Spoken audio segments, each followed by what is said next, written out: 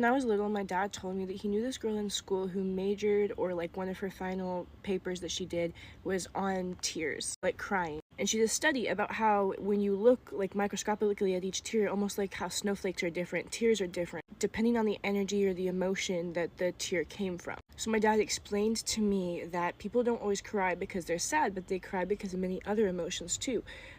Shock, fear, happiness, joy, etc. And you can see this like biologically, scientifically down in the microscopic molecules of the tear. I've been thinking about that for my whole life. I also learned that crying is kind of a way that we stem and process, like all of humanity, different emotions and energies through our body. Kind of like how people laugh to process that excitement, enjoyment of humor. But sometimes people laugh at inappropriate situations, like they laugh if they're sad, or they laugh if they're shocked or scared. And sometimes people cry if they're happy, or if something's really funny, they're crying while they're laughing. These are all different ways to stem and process that I think a lot of people do. And as I learned more about stemming and processing and our various sensory systems and how that works for our body in general, as humans, and also as somebody with sensory issues. And as somebody who has masked a lot of my life, I try to sit still, I try to be still. I realize that I wiggle my toes a lot, or I tap my fingers, or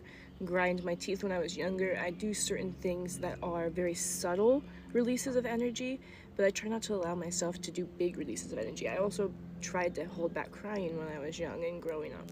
But I noticed that whenever I'm watching anything, looking at anything, reading anything, and it's emotional, even if it's like a good emotion, I'll start crying. Even if it's like crying because I think it's sweet, or because I love it, or because it fills me with hope or happiness, or even if I'm crying because it's like one of those sad dog TikToks. I realized that if I actively stim, if I realize I'm crying and I actively stim, like I move my hands around, or I tap my feet, or I get up and I move more, and I engage more of my proprioceptive system by like tapping my fingers together and engaging, I'll stop crying, as if that energy is being processed a different way through my body. I know it's taken me a really long time to get to this point, but this is my point. If we are self-aware enough in the processing of our emotions and the emotions we're trying to process, then we can allow ourselves to feel them through our body without those knots or blockages. For a while, I couldn't feel excitement. I would just feel really anxious, pent-up energy. But once I started allowing myself to like do this and jump up and down and just didn't make noise, like and like get excited in the moment in my body and fully feel and process the energy I was feeling, excitement would flow right through me. It was just that I was pushing down the excitement because it is too much and too overwhelming or jarring or whatever for the people around me, that I was too concerned, even subconsciously, about expressing that.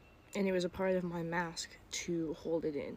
So if you feel like you are releasing energy in strange ways, like outbursts of crying, you may need to release pent-up energy in other ways and process things that you have built up. Maybe try just like shaking your hands a little bit, or doing whatever feels nice and natural for you. Proprioceptive stimming isn't the only stimming. Vestibular stimming, you could spin around, and also with your other senses. You could even like listen to music if that's what makes you feel good. Which I know this seems like general therapeutic advice, like get up and move your body, draw or paint, listen to music. But in reality, there's actual functional mechanisms behind the reasoning for this in biology, in your body. It's like a mathematic formula where you have to balance out the process. If you're crying and you don't want to release this through the tears, you can release it through other aspects in your body, as long as you're doing one that would beneficially target the energy that's being released through the tears. Which is why I would recommend looking into the kind of sensory system that you're seeking, and the kind of ways that these sensory systems release different energies, and what kind of energy you feel you might have pent up in that moment. Proprioceptive is really good for grounding and for knowing where you are in a room, and for being able to, like grasp your emotions and read the room and read yourself better. Whereas vestibular helps with foggy-mindedness and feeling slow or confused. And then the disconnected dissociation also comes from proprioception, where your limbs go numb and you need to give input to them to wake them back up. With vestibular, it's hard to think clearly. With proprioceptive, it's hard to act clearly if you're not getting enough input in these areas. Those are my favorite areas to work on, because I feel like we don't have enough knowledge on them as a whole, and I don't think that we actively target these areas enough when we don't have as much knowledge on them as we should. Like, who was going to tell the kid that was rocking in their chair in class that they were trying to engage their vestibular system so that they could focus better and learn better on what they were trying to do? And when they were told to sit still and not to rock or move their body, then it became more difficult for them to focus or understand the material. Or who was going to tell the kid learning how to ride the bike who kept falling over that they might struggle with balance in their vestibular system because their vestibular system might be off and they may need more input in that in order to be able to regulate their system enough to balance it to ride a bike? Or they may need even more practice riding the bike in order to help them learn how to balance their system in itself. And that might be the reason why they're dizzy enough that they keep bumping into things and that they're super clumsy. I may have gotten slightly off topic from the tears topic specifically, but I am talking about energy processing as a whole. Because of these sensory processes and experiences, we somatically absorb a lot of our experiences, and then there's also that trauma that's really hard for us to release when it's stored within our body, and this energy that's stored within these knots that we haven't processed.